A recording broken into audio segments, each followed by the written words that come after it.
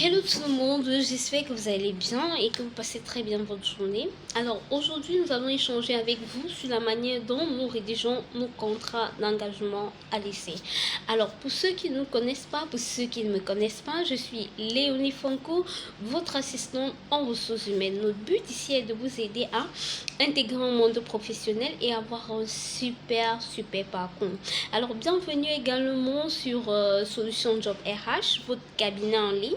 Si c'est votre première fois de passer par ici, je vous invite à déposer vos valises, à vous abonner afin de ne rater aucune des notifications.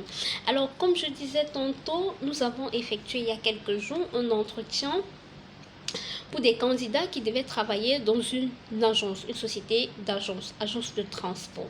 Et au sorti, nous avons eu un seul candidat et que nous avons décidé de mettre ce candidat-là en essai.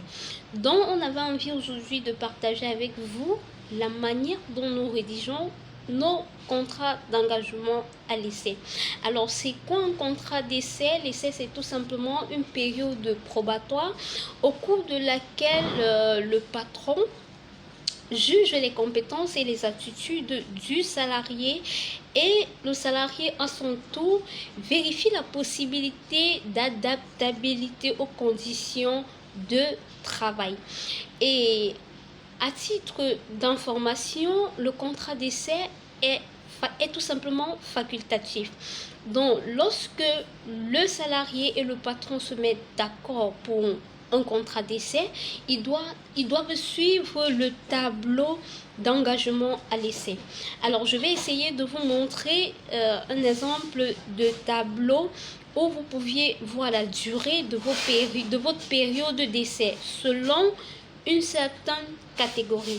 Et on trouve généralement ce tableau-là soit dans le code de travail, soit dans la convention collective. Alors, j'ai près de moi le code de travail que voici, code de travail camerounais, que voici. Et à l'intérieur, je crois à la page 317, 318,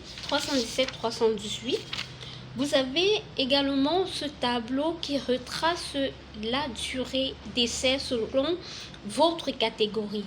Donc, voici le tableau. Un tableau tout simplement à deux colonnes. De l'autre côté, on a la catégorie et de ce côté, on a tout simplement la durée.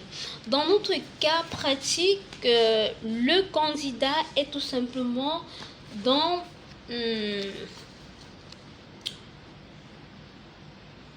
l'intervalle de la 7e à la 9e catégorie.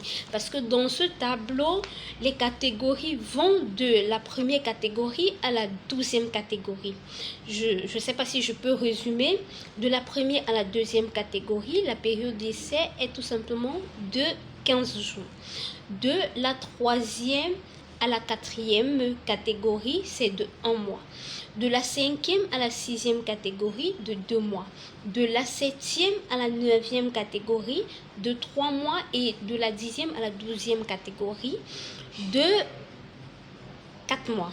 Alors, dans notre cas, comme je le disais tantôt, notre candidat est dans la 7e, de la 7e à la 9e catégorie, qui est de 3 mois. Alors,